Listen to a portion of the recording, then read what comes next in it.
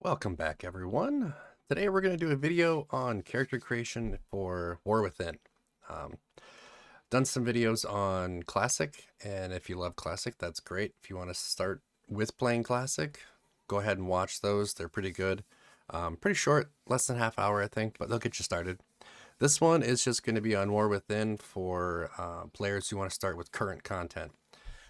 So when you get here, you've downloaded your BattleNet, you've installed the game, you've got your subscription, you're ready to play. You're going to go to your load screen, and you can see this one mine. I've got a bunch of characters on here already. But what you're going to see right away is an empty screen here, and then you're going to go down to this Create Character tab down here, and you're going to click Create Character. There we go. Now this pops up. You've got a ton to choose from.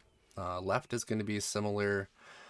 All this is going to be similar to Classic, where left is going to be Alliance side, right is going to be Horde side, and the bottom here are your classes. So you guys kind of go through, I'm not going to go through everything all at once here because there's a lot to go through, but kind of go through some of these guys and see who you like, what you want to do. You know, if you want to be a melee DPS or a tank, if you want to be a healer, or if you want to be a ranged DPS or, you know, a melee DPS. You kind of go through, see what you like, see what your playing style is like. For this, we're just going to go through and pick a quick one just to get you started. So we're going to go with, let's do a undead warlock. We did this, and this looks pretty good. Actually, let's do a rogue. Rogues look pretty sweet too. Undead rogues are pretty tip top. So we'll go with that. So once you kind of get your guy here, you can pick body 1 or body 2. So pick whichever you like, and we're going to hit customize on the bottom right here. So once we get into customize, it's going to ask you for a name, and then you're going to see all these different customizable traits on the right side. So zoom in, zoom out with your roller. That way you can get a good look at the whole body. So we're going to go ahead and do, let's see, skin color. You can go through and pick all this stuff, guys. It's actually a lot of fun. We're going to go with more of a, that's too bright. We'll go with that one. I'm not going to change too much. I actually like the way he looks. But you can pick through a lot here. You can, I don't have any hair. Huh, hairstyles, there you go. You can look through a whole lot here. We'll keep him bald. We're going to do purple eye color because that looks sweet. And then face features, strapped. I'll go with strapped. I like that. As far as name goes, you can kind of pick whatever you want within reason. A lot of names are taken, and once they're taken, even if the character doesn't play anymore, you can't use it. So it's a stupid one, but we'll just try Bob. Yep, can't use Bob. So we'll try something a little different here. Let's go with Gravemaker. Hey, Gravemaker's good. So once you get everything set the way you want it, your character to look, your name is in there, you're going to hit next, okay? Now it's going to give you a starting zone. Now starting Exile's Reach is a newer starting zone, and then Death Knell is the original starting zone where all undead start from pretty much Classic up till today. So we're going to hit finish, and once we come back from the intro video, we'll keep going. Here we go. Okay, we're back. You watched the video, got a little how-to or a little intro into the undead. Once you get in now, you're going to start like this. So you're going to see right away Agatha here, and she's going to have a little exclamation point over her head. That's a quest giver, okay? So you're going to right-click on her, and you're going to hit accept, okay? So now it's going to give you a quest to do, and if you can see on this little mini map on your top right, there's a little question mark right there, and you can kind of see him right there anyway. But that's going to be how you complete the quest. You're going to walk over to this guy, and so that, fresh out of the grave, hello there, you must be Gravemaker. Rewards, 5 copper and 30 experience. Now, your experience bar is right down here. It also shows up on this frame up here. I've got some special frames, but it'll show up there. So once you complete quest, bam, 30 experience, and you can see the little floating text right there. And now it shows 30 out of 250. And he's going to give you another quest, the Shadow Grave. Obtain the thick embalming fluid and the corpse stitching twine from the Shadow Grave in Death Knell. Okay, so the little mini map is going to be your best guide on finding where your quests are. Okay, these little things, these little flags right here, these mark your towns. So if you ever need to know where a town is, there's one right there. And then this little blue encircled area, that's going to be any area where your quest is going to be, your quest items are, or your quest mobs are, or anything like that. So we're, you kind of have to read a little bit of the quest, but this is going to be your area. So look at that, discovered Shadow Grave. So you just go right in. Now, once we get down here, there we go. Any items you're looking for in the game are going to be highlighted. Like you see these right here. And if you mouse over it, on the bottom right, it's going to give you a little kind of synopsis of or what it is. Corpse stitching twine, Shadow Grave, and it's going to 0 out of 1. So it's tracking your quest for you. So you're going to right click it, and you got it. Same thing with this one, embalming fluid. Got it. So look at that. You're well on your way to leveling up. We're going to get out of here.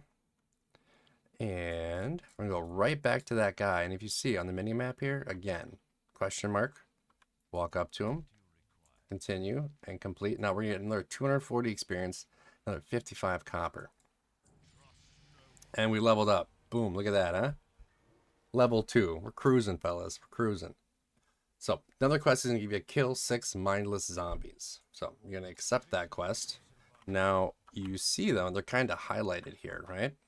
Mindless zombies. You can turn that off, nameplate's turned off, or turn it on with V on your keyboard. So I like to have it on all the time. It's pretty handy. So now for this one, they want you to kill them. So you have to learn how to attack. So attacking is really easy. For a melee class, you can just right click on them and you'll see this little red circle behind him or underneath him. That means you're like in an attack mode. So with a melee class like this, a lot of your attacks are going to be like auto damage. So let's see, the white text here is going to be your melee. You can kind of see it, little 2s and 4s popping up there. And it misses every once in a while. Now with melee class, you're going to have certain abilities to use. So let's try out one of these. These abilities called Sinister Strike, and this is rogue specific. So viciously strike an enemy causing 4 physical damage. Awards 1 combo point. So we're going to go up to this guy. We're going to hit it. Boom. Ooh, 3 damage. Ooh, 3 damage. And so on. Ooh, 3 damage. So when you guys start doing that, you're going to end up getting another ability called Eviscerate here. Now, this one uses combo points. Now, 1.6 damage, 2 points, 11 damage, 3 points, 17 damage, and so on. Now, like I said, this is rogue specific, so not everyone's going to have the same point ability combos. And you can see up on your character here, these are your ability points. You got 5. And on mine, I'll show this right here. This one shows how many points are on your character. So right now, if I hit it again, it's going to go up to 2. One more time. Now this next guy I click on, he's going to have 3.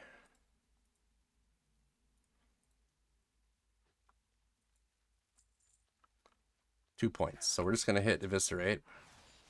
8 points. Look at that. Right off the bat.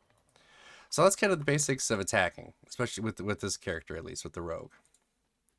One thing I would do right away, guys, and you notice I was kind of having some trouble there with the looting. It wouldn't go quick. Go into your options and right under controls, and on the first tab here, it's auto loot. If you click that, whenever you try to loot a character, it's going to auto loot everything so you don't have to pick it up. It's really handy. All right, so now look at that. That was effortless. All you have to do is click on it and auto loots everything to you. So that's kind of our starting place here for War Within character creation. If you are a returning player, you might have some heirlooms. Now, heirloom gear is gear that kind of buffs your rested experience. So if you log out in like an inn or something, you're going to gain rested experience, which is double experience. So this will kind of buff that. So if you have any of these, I would go ahead and put these on right away. Your leveling is going to be a lot faster. You're going to have consistent gear up to a certain level. I would go ahead and do that. If you're a first time player, you're not going to have much of anything. Like the only money you've had is $1 or 1 silver and 45 copper. Not a whole lot. So you're gonna have to grind it away and kind of build up your stash and move from there. So, but gear will come. You'll do dungeons, you'll do quests. Gear will always come for you. Once you hit level 10 is when you can start doing dungeons, and you can pick your kind of your subclass, your sub specialization. So rogues have 3. And I think it's assassination, subtlety, and combat. So you can kind of go into that, and all of the classes have 3 subsets. So like I said, you can be tank, healer, or damage. Some of those have 3 different types of damage. Some have 1 tank, 2 damage. Some have, 2 heals, 1 damage. So whatever the situation is, you'll be able to kind of specify your character to a certain type or a certain form. And there are plenty of good guides out there. Wowhead, Icy Veins, there's a lot of good resources out there to, optimize your build for either leveling or end game content, or even in some cases, boss specific content. So look through some of that, and otherwise, you guys are kind of set to go on your journey. Movement is pretty easy. You'll kind of get the hang of it. It's WASD and then your mouse. Takes a little bit of getting used to, but with most games nowadays, you can figure out in a few minutes. Other than that, folks, I think we're all set for now. We'll make another video on leveling up once we hit level 10 and abilities and talents. So until then, happy hunting and enjoy your world.